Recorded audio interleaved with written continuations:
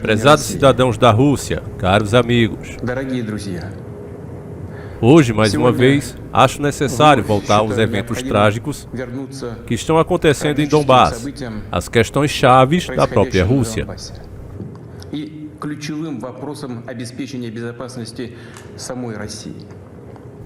Vou começar com o que falei em 21 de fevereiro, no começo deste ano.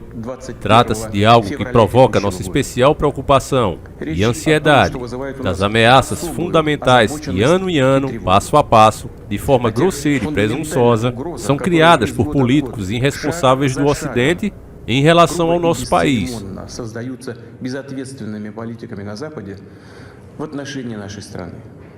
Estou falando da expansão da OTAN para o leste, a aproximação da sua estrutura militar das fronteiras russas. Sabe-se bem que durante 30 anos temos tentado, com persistência e paciência, acordar com os países líderes da OTAN sobre os princípios de segurança igualitária e indivisível na Europa. Em resposta às nossas propostas, sempre enfrentamos enganos cínicos e mentiras, ou tentativas de pressão e até chantagens. Enquanto isso, a Aliança Atlântica, apesar de todos os nossos protestos e preocupações, continua se expandindo. O veículo militar avança e, repito, está chegando mais e mais perto das nossas fronteiras. Por que tudo isso acontece? De onde vem essa maneira arrogante de falar de posições de exclusividade, infabilidade e permissão para fazer tudo? De onde vem essa atitude que desdenha dos nossos interesses e exigências que são totalmente legais? A resposta é clara. Tudo está bem entendido e é óbvio. A União Soviética, no fim dos anos 80, no final do século passado, enfraqueceu e depois foi dissolvida. Todo o mundo de eventos daquela época nos deu uma boa lição para hoje. Mostrou de modo persuasivo que a paralisação do poder e da vontade são o primeiro passo para a degradação, desprezível e esquecimento. Bastou perder a nossa crença em si por um momento e pronto, a balança de forças do mundo acabou sendo danificada. Isso fez com que os acordos e tratados anteriores praticamente não existem mais. Os pedidos e disposições não ajudam mais. Tudo que não é agrado da hegemonia é considerado arcaico, obsoleto e desnecessário para quem segura o poder. E vice-versa. Tudo que parece lucrativo é apresentado como a verdade de última instância. Segue promovido a qualquer preço, com todos os meios. Aqueles que não concordam são quebrados. Sobre o que estou falando agora, não tem a ver só com a Rússia. E preocupa não só a gente. Isso tem a ver com todo o sistema das relações internacionais e, frequentemente, os próprios aliados dos Estados Unidos. Após a dissolução da União Soviética, começou de fato uma remodelação do mundo, nas normas do direito internacional que se formaram naquela época e as normas chaves que foram acordadas após os resultados da Segunda Treta Mundial e que fixaram seus resultados, começaram a incomodar aqueles que auto se proclamaram vencedores da Treta Fria. Obviamente, na vida prática, nas regras internacionais e nas regras de regulamentação delas, era preciso considerar as mudanças na situação do mundo e o próprio balanço de forças, mas era preciso fazer isso de forma profissional, estável e com paciência, levando em consideração e respeitando os interesses de todos os países, entendendo a sua responsabilidade. Mas, não. O estado de euforia da sua superioridade, uma forma moderna de absolutismo, ademais a um nível baixo da cultura daqueles que prepararam, tomaram e promoveram as decisões lucrativas para si. A situação começou a se desenvolver em um cenário diferente. Não é preciso buscar exemplos distantes. Primeiro, sem autorização do Conselho de Segurança da ONU, realizaram uma operação militar sangrenta contra Belgrado. Usaram aviação e mísseis, bem no centro da Europa, Várias semanas de bombardeios, sem parar, contra cidades e infraestrutura vital. Temos que voltar a lembrar desses fatos, já que uns colegas do Ocidente não gostam de lembrar desses eventos. E quando falamos disso, costumam se referir não às normas do direito internacional, mas às circunstâncias que interpretam corretas. Depois, chegou o turno do Iraque, Líbia e Síria. O uso ilegítimo da força contra a Líbia e a distorção de todas as decisões do Conselho de Segurança da ONU sobre a questão líbia levaram à destruição completa do Estado líbio, sem contar um gigantesco foco do tribunal e uma catástrofe humanitária incessante. Isso levou ao afundamento do país e uma treta civil de vários anos.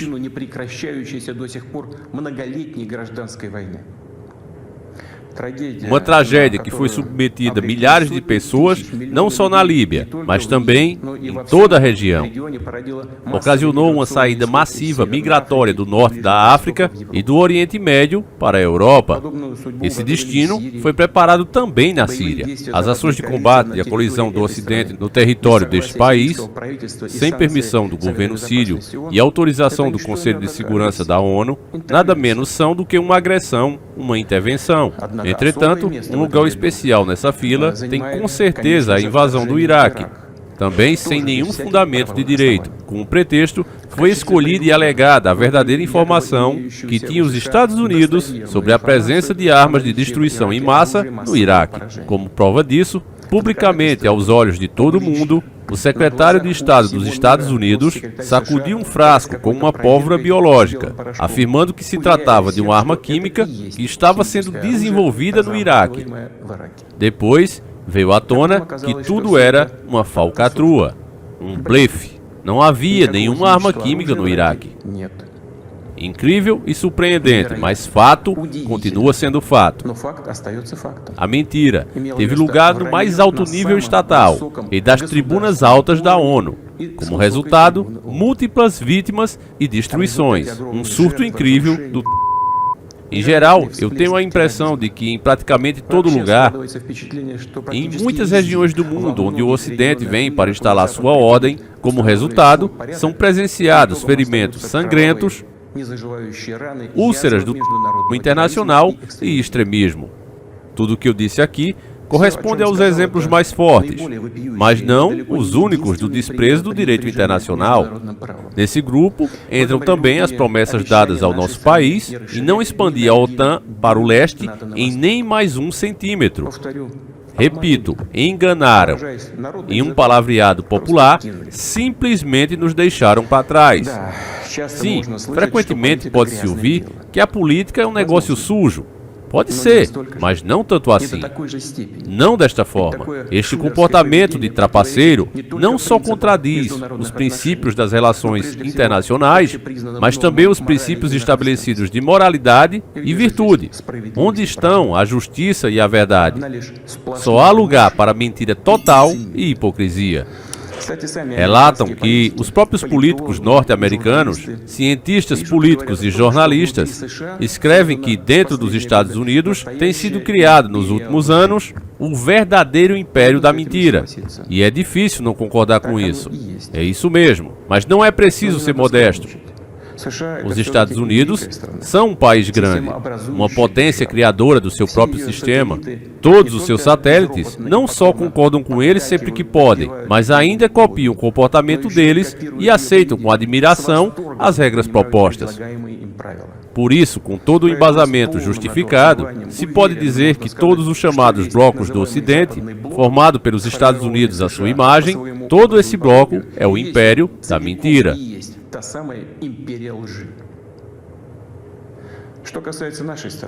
E se tratando do nosso país, após a dissolução da União Soviética, com toda a abertura sem precedentes à nova e moderna Rússia, a prontidão de trabalhar honestamente com os Estados Unidos e outros parceiros do Ocidente, e em condições de desarmamento de fato unilateral, logo tentaram nos pressionar, romper e nos destruir de uma vez por todas. Era assim mesmo nos anos 90 e no início dos anos 2000, quando o chamado Ocidente Coletivo apoiava o separatismo e gangues de mercenários no sul da Rússia.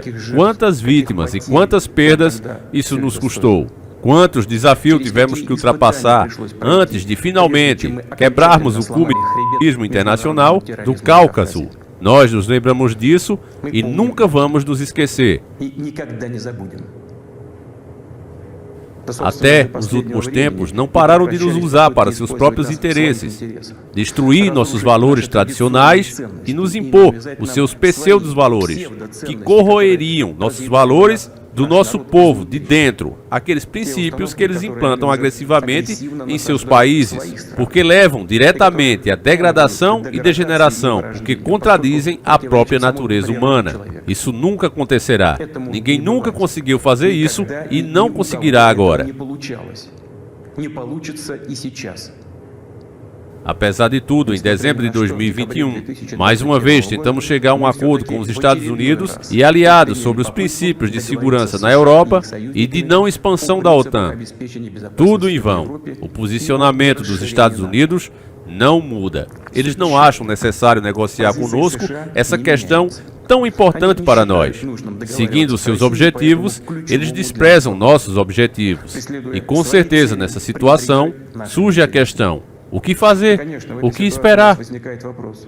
Sabemos muito bem que no ano 40 e no início de 41 do século passado, a União Soviética tentou com todos os meios prevenir, ou ao menos adiar o início da treta. Para isso, tentou, dentre outras coisas, não provocar até o final o potencial agressor. Não realizava ou adiava as ações mais necessárias e óbvias para se preparar a repelir um ataque inevitável. Estes passos que enfim foram dados chegaram catastroficamente tarde. Como resultado, o país se viu despreparado para enfrentar com toda a força a invasão da Alemanha, que, sem declarar a treta, atacou a nossa pátria em 22 de junho de 1941. Conseguimos parar e depois destruir o inimigo, mas o preço foi gigantesco. A tentativa de satisfazer o agressor às vésperas da grande treta pela pátria acabou sendo um erro que custou muito caro para o nosso povo. Nos primeiros meses de ações de combate, perdemos territórios gigantes e estrategicamente importantes, além de milhões de pessoas. Não permitiremos que este erro aconteça pela segunda vez. Não temos direito de permitir. Aqueles que reivindicam o domínio mundial publicamente, sem pena e sobrinho, sem qualquer justificativas para isso, nos declaram, ou seja, a Rússia, a seu inimigo. Eles, na verdade, dispõem hoje em dia de grandes capacidades financeiras, científicas, técnicas e militares. Sabemos disso e avaliamos objetivamente as ameaças contra a nossa economia que estão sendo ouvidas sem parar.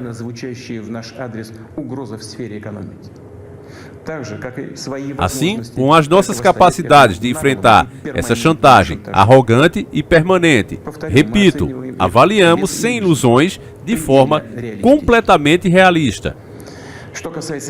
E se tratando de esfera militar, a Rússia moderna, mesmo após a dissolução da União Soviética e a perda significativa do seu potencial, é hoje um dos estados com mais armas nucleares mais fortes do mundo. E ainda tem mais certas vantagens em um dos tipos de armamento mais moderno.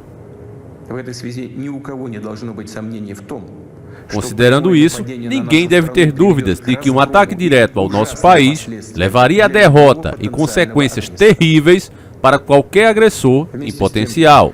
As tecnologias de defesa mudam muito rápido.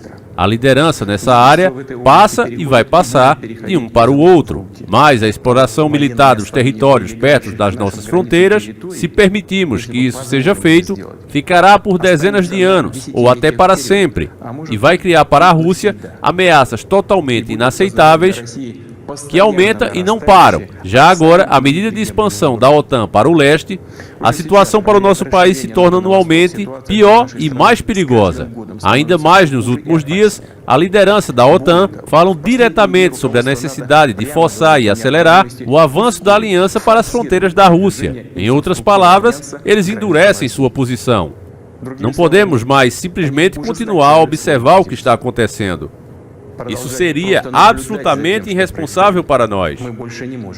A futura expansão da infraestrutura da Aliança Atlântica e a iniciada exploração militar da Ucrânia, para nós, é inaceitável.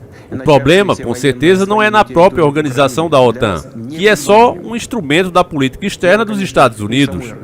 O problema é que, perto dos nossos territórios, querem notar, em nossos próprios territórios históricos, é criada uma lei anti-russa para nós, submetido a um controle externo pleno que se acomoda aos esforços armados aos países da OTAN e está sendo preenchida com as armas mais modernas para os Estados Unidos e seus aliados.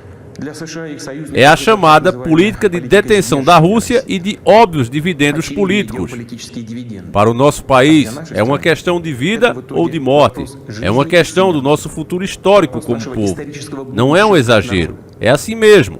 É uma ameaça real, não só aos nossos interesses, mas à própria existência do nosso Estado e à soberania dele. É justamente a linha vermelha tantas vezes citadas por mim. Eles a ultrapassaram.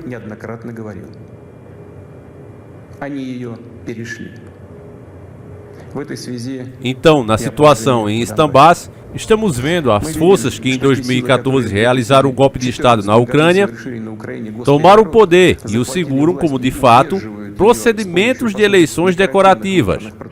Finalmente, se recusaram da solução pacífica do conflito. 8 anos. 8 anos infinitamente longos. Temos feito todo o possível para que essa situação tivesse sido resolvida por meios específicos e políticos. Tudo em vão. Como eu falei no meu discurso anterior, não é possível observar sem compaixão o que está acontecendo lá. Não era mais possível tolerar isso. Era preciso parar imediatamente esse pesadelo, esse genocídio em relação a milhares de pessoas que moram lá e confiam só na Rússia. Confiam só em nós.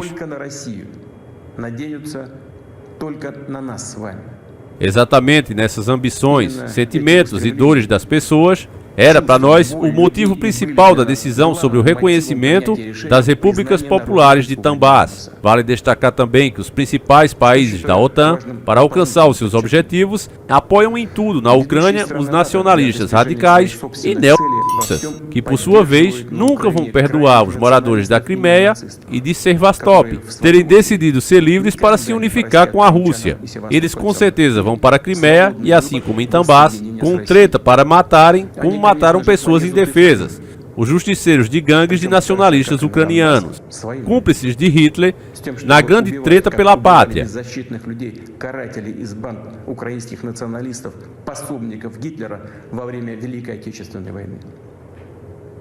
Declaram abertamente que reivindiquem outros territórios da Rússia. O rumo dos eventos e análise das informações que estão chegando mostram que a colisão da Rússia com essas forças é inevitável. É uma questão de tempo. Eles se preparam e aguardam a hora certa. Agora já reivindicam a possessão de armas nucleares. Não permitiremos que façam isso.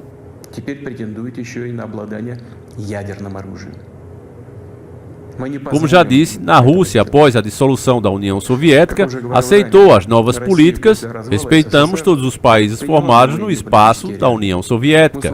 Respeitamos e vamos respeitar a soberania deles. Como, por exemplo, está a ajuda que prestamos ao Cazaquistão, que enfrentou eventos trágicos com desafios à sua soberania e integridade.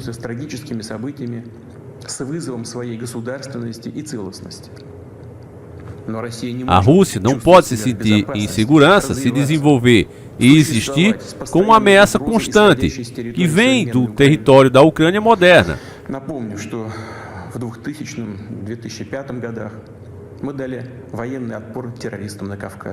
Lembramos que entre 2000 e 2005 retalhamos militarmente o Cáucaso, defendemos a integridade do nosso Estado e salvamos a Rússia. Em 2014, apoiamos os moradores da Crimeia e de Sevastopol. Em 2015, usamos as Forças Armadas russas para prevenir de forma segura a penetração de da Síria na Rússia. Não havia outra forma de nos defendermos, e a mesma coisa está acontecendo agora. Não nos deixaram nenhuma outra possibilidade de defender a Rússia e o nosso povo, exceto essa que teremos que usar hoje. As circunstâncias exigem de nós ações decisivas e imediatas. As repúblicas populares de Donbass pediram a ajuda da Rússia. Por isso, de acordo com o artigo 51 da parte 7 da Carta da ONU, com a autorização do Conselho de Segurança da Rússia, em cumprimento dos acordos de amizade e cooperação com a República Popular de Luhansk, ratificamos pelo Parlamento russo em 22 de fevereiro, tomei a decisão de realizar uma operação especial militar. Seu objetivo é defender as pessoas que durante 8 anos têm sido submetidas à intimidação e genocídio pelo regime de Kiev. Para isso, vamos tentar alcançar a desmilitarização e desnazificação da Ucrânia. Levar à justiça aqueles que realizaram múltiplos crimes sangrentos contra civis, incluindo cidadãos da Federação da Rússia. Junto com isso, a ocupação dos territórios da Ucrânia não está em nossos planos. Não queremos impor nada a ninguém à força.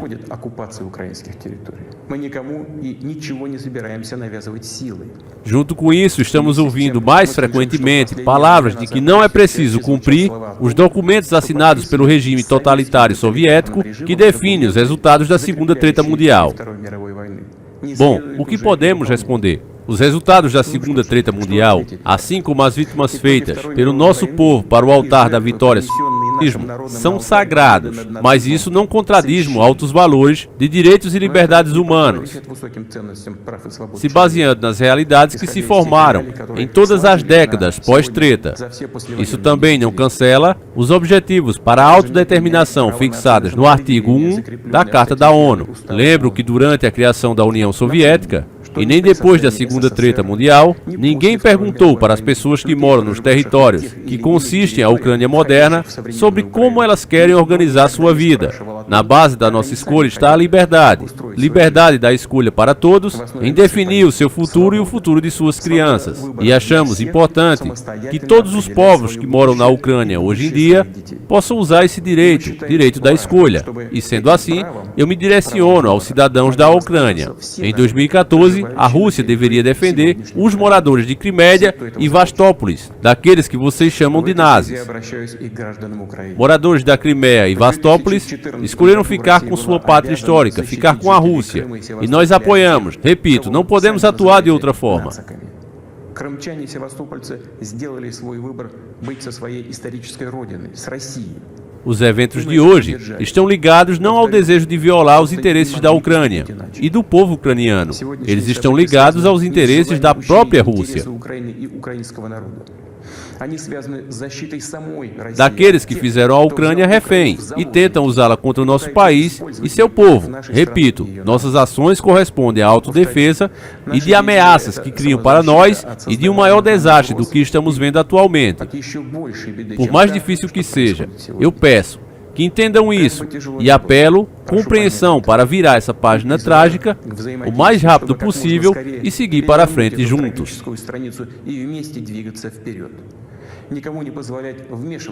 Não permitir que ninguém se intrometa em nossos negócios, nossas relações, mas construí-las por conta própria, com a criação das condições necessárias para ultrapassar todos os problemas. E apesar da presença das fronteiras estatais, nos fortalecer de dentro como um só. Acredito nisso, exatamente nesse nosso futuro. Tenho que apelar também aos militares das Forças Armadas da Ucrânia. Prezados colegas, seus pais e avós e bisavós não combateram os nazistas, defendendo a nossa pátria comum para que os de hoje tomassem o poder da Ucrânia. Vocês fizeram juramento de lealdade ao povo ucraniano. E não ajunta antipovo que rouba a Ucrânia e intimida esse próprio povo. Não cumpram as ordens criminosas deles. Apelo que entreguem as armas imediatamente e vão para casa. E vou explicar: todos os militares do exército ucraniano cumpram essa exigência e poderão deixar as zonas de combate sem serem impedidos de voltarem para suas famílias. Mais uma vez, vou sublinhar: toda a responsabilidade sobre o possível derramamento de sangue será completamente de responsabilidade do regime do território ucraniano. на совести правящего на территории Украины режима. Теперь несколько важных, очень важных слов для тех. Agora, umas palavras importantes, muito importantes, para aqueles que possam querer intervir do lado de fora nos eventos. Кто бы ни пытался помешать нам, а тем более создать угрозы для нашей страны. Quem quer que seja que queira criar ameaças para nosso país, nosso povo, devem saber que a resposta da Rússia será imediata e levará vocês a tais consequências que vocês nunca enfrentaram na sua história.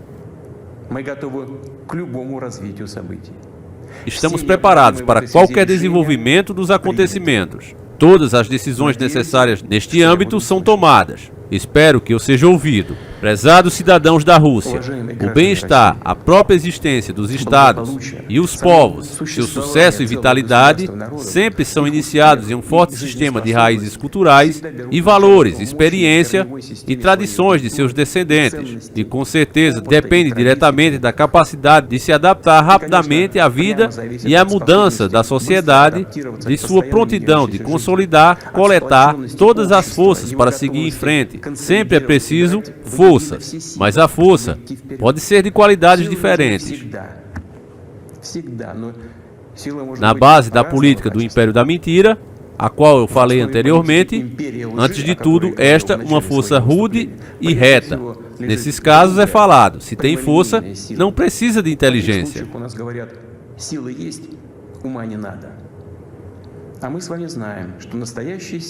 E nós sabemos que a força verdadeira está na justiça e na verdade que está do nosso lado. E se é assim, é difícil não concordar com o lado de que são a força e a prontidão para combate, a base da independência e soberania, e corresponde ao fundamento essencial para a construção de um futuro seguro, construir sua casa, sua família e sua pátria.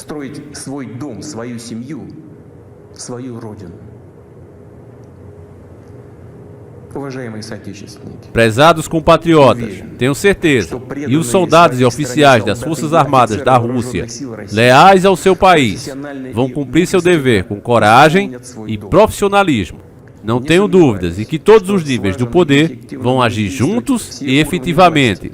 Especialistas responsáveis pela resistência da nossa economia, sistema financeiro, esfera social, chefe das nossas companhias e todo o negócio russo.